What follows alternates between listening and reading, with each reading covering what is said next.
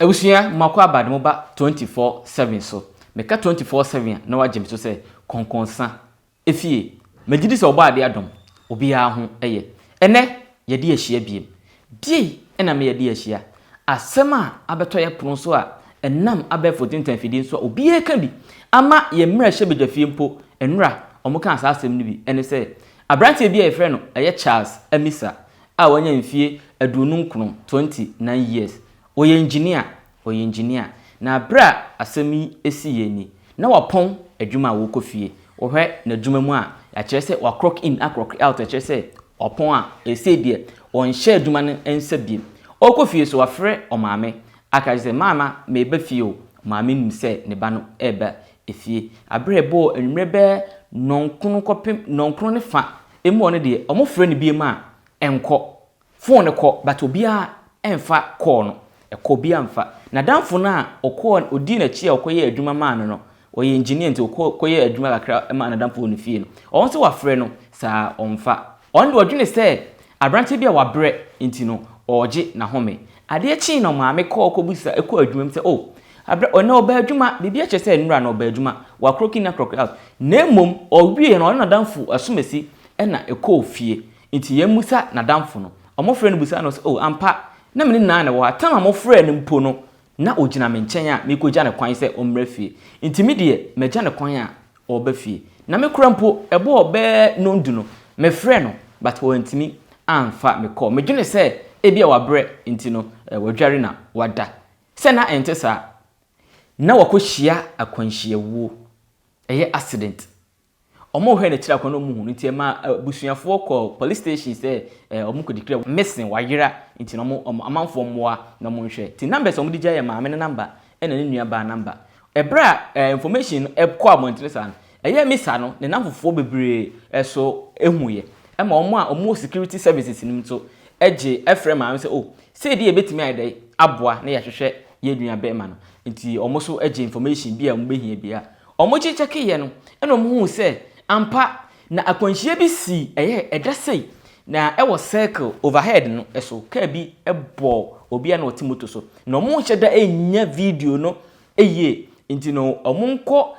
mambo bi police station na omo enko na omo nko cheke na omo hwe to omo cheke ne se di akwa se omo edi kan no ma ko cheke hospitals ahwese bia wayare no akoda ho ba bia na omo ko hospitals achi na munya nti na de beba say ne sim no wusu na Vodafone nti na ka mo pre-court order say mo betim de call Vodafone for office no mo ko say bia last call ye ba bi mo betim track phone na ko hu mo ya na emma ti mo mutu na mo ko regional police headquarters omo ho na call ba ye say mo case na mo ka no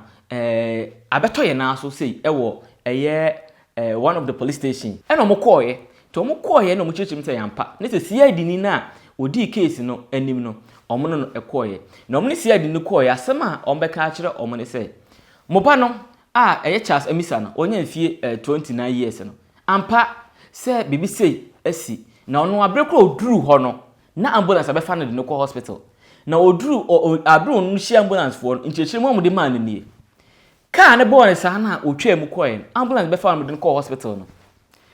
omo duru police hospital ambulance for asem na make you omudru police hospital for say bed eniho empa eniho to mutimi yedai enye no ento ho jo yate ambulance won to aso e call Rage Hospital omudru asema Rage for so be kan say omusu nimpa anintino omusu ntimi hweno jo afi yanko imse kwalebu de enye de ya ho no de afi yedu kwalebu om say yeso ye nimpa dientia 3 big hospitals wo Ghana obiase onimpa bed budo beto so emergency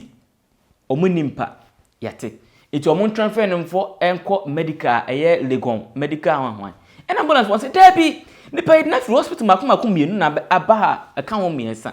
nipa no moje anyunu obre ebe ne de nako na se wekro man kasa nwie ehwa na brantie no ejemu de ka kire busuafo no ti ma CID ni no edi ani mu de omko kwalebu mochire bro muduru ho no na se abrantie no yennim ne din nti no omatwere no name ewo mochire ho no name ene de abon boso almost a man age no a year 49 years because when na ogina ase o ye bema mu ahantu awni so no ni fie ankasa 29 years na se busuafo no edi ho abobo a obeye ne dai ene na ka bi asem na kwakoda mrahye bedwam Speaker of Parliament etenase eno kofa asase mi bae say die ntina ma saa nema we ekoso na obi amra mekire na de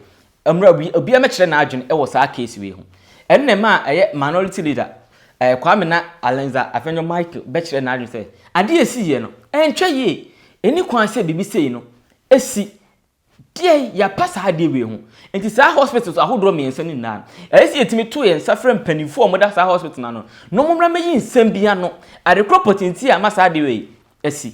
ye ne frɛ ye deputy health minister Dr. Grace Ayensu Dankwa Dr. Grace Ayensu Dankwa se ono so die no betimi aka fa on osole ye ose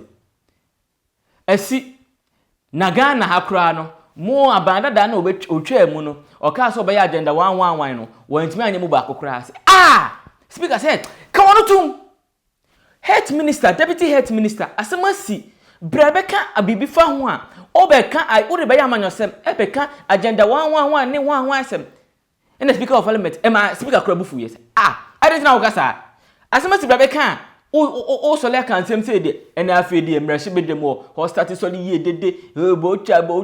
oni kwasa o kasasa na se onitima die na ye masa die we edi ntranchese e wo manwe mu enye case ba ko asi ni o asi atoato aso bebre asi atoato aso bebre anansi akura bi si e ma raf Sarkodie hospital na eno kura nipa no da ho yes doctors ni nurses attend to nipa no o man fi sa sem we e ma ye koye nurse ni si raf obu ni sem no besi sa mre no ye nti ho asem biem e wo man Ghana ya yenti ho asem biem e na we so asaba ye hwe cases dodo a asi wo sa ade we ya ho 2018 BC wo Gomwa Ojobi 2024 ene no esi eye abra wo Winiba trauma hospital Winiba trauma hospital yes san eti no de esi en na ne se eye eno so na ye ambulance driver sa se ono so eye se wa feli se ode obi beko ho no eno ye 2024 yanko 2018 obi a onya 70 years papa kokora wonya invinhye no aduoso 70 years eno esi ewo Rate Hospital next one no kra ne de 7 good hospitals ne de call ye 7 hospitals yo eni na omontimi antani to nipa no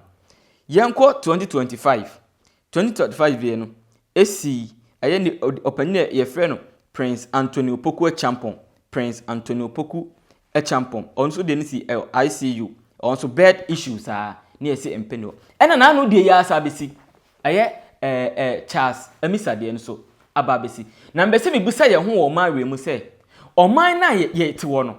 ana mpanifo na ye yi o mo no sabi o mo dwene ye ho ana so o mo dwene mo ho ye ka se o mo ra mesom man no ana se ye na emra mesom mo na sa hospital sakasiv ne betima se ye nimpa ewo ho ye ni bed ewo sa hospital sakasiv ene ye ntuma ni ewu se ye ni hospital na mebusa ho se eye mpanko na betimi do bit kura to so ahwe na na sa eye moduru kwalebo no according to ambulance driver omo aka se ye ma mo kwan ye ambulance ni mu metruti nipa no because moja enwunu no anu odene omo anfi eye akoye se ye se ambulance se moto odi moto nya akwanhia ye mfiu ye twa wo nan ye wo saa de na ye adidi mu ene ko fa saa de wi na aba enti empanifo omoti like me de eka ina make eka me nko ade a saa manyo na bato na bato ke ye nyai enfa so ni so sabi eyesem hunu omo man ne nkoso omo gina mafu enti se kai MP bi ba anase minister bi ena saa konhye we to na ka me busa omo se nka saa hospital for no anyamo mo se no sabi entutresem me hu de as where kwa me musu mfa mo comment me no aye saa sabi nkwase asem sei edi saa anyamro mo sei asema like nyansanim abanim wako hospital se wo ko gentete no enso mo wie school na mo nya adwuma nya e na ban post na ba ye post mu so wi am hwe sabi de mo kotena mo ye mo mfi nipa no onwu enam se mo de wuo ne de e normal mamo mo hu wuo na ti mo fa hwe ho bie adentina se mo yesa adentina mo yesa na wo deputy head minister asemasi be ya se bo kan nsema ensem fata sei wo de ya amanyosem untimi kankura hyesem kura enva nkyere busuafo no adai omani yentu frim never mamo ana yentu never mamo hospital ka kwaje isa boy boy te se yenye dai ene monku ye ne wo se yina ya se ahye enfa so bi ye ni so ye mpanifo na nwene ye ho ye kwotena mrahye bedwama ena brofo akase ena ho ahwan ena de ndai Amissah asema ba cha Amissah asema ba menni wo ha se be sei enkosi hwe enkosi hwe sa hospital 3 hospitals na me sei omo mfre pani bia musare no hwe anya gana ne ye wo no anya gana ne ye wo no na kame pe obi atimanu bi anka obetime atiedina se the hospital no kame si omo e wo court enam se ye ni kama fonti no ye ni skenti no ebe ne makoye sa lawyer be mporo kura betu no ache se okodi wanimu aboa wo sa asem wi ho lawyer be sa se me nkaya manani awe ka sa hospital sin na megidi se sa bre no ke ya tum ana company fo mo da no nna no nke se obi anko tene fi ni ye nhwemu ba be se sa bre no why so man pen ko ati waka ho asem da onka ho hwi o health minister minta kan no onka ho hwi o nanso nam na brofo kese na I have sack you and at the end there say batanko an onka ho hwe eya ena moya asem say ba wan hye wo so be kasa na okasa tie mpanifo no but eya na eya jaw se bi wakoto aba ma obi papa se omra na ometie usufre no na onfiu eya na eya pa omaya adwuma buoi me yale na samyade so ane so abuoi iti se yenye dai yenya omane mamo yenya mamo kan yenya mamo na yentu abusuafo aye konkonsa 24/7 so me ntwa so a ahran se ma meka no mongo so na monye sa abusuafo aye opanichas Amissah asem ye the update bia ebesi bia ebebrem makram